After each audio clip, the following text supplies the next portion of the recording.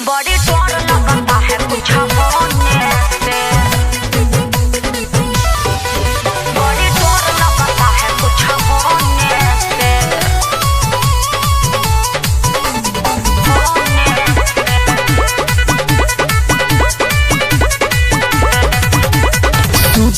सूत रहो मजा लूटो जी, पदो ना हाथ से ही बवाल तो जी।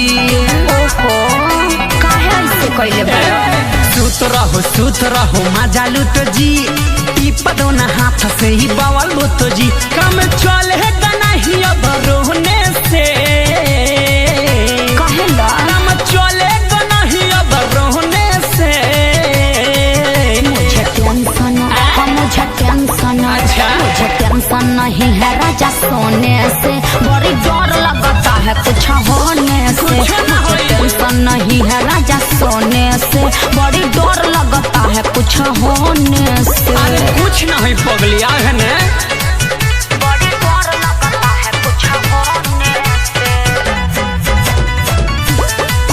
बड़ी डर लगता है कुछ होने से। तोहर नहरम कलाई न दाबे मगोरी, सुना नहीं कोइले हम बानी कबो जोरा जोरी, बात मानो बुझतानी।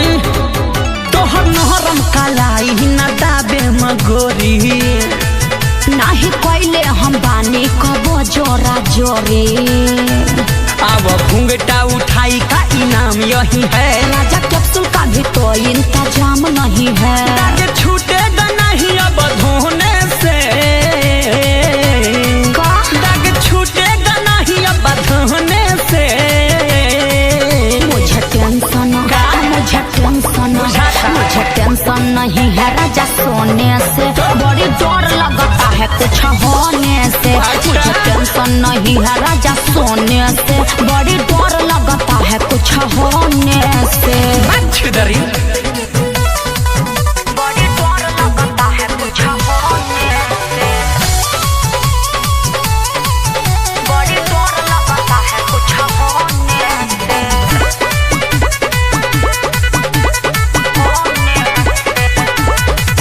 अब शुरू करी जा पहिला का रात जी, या राइटर छबिला बुझी हमर बात जी। अरे बुझत कहे नहीं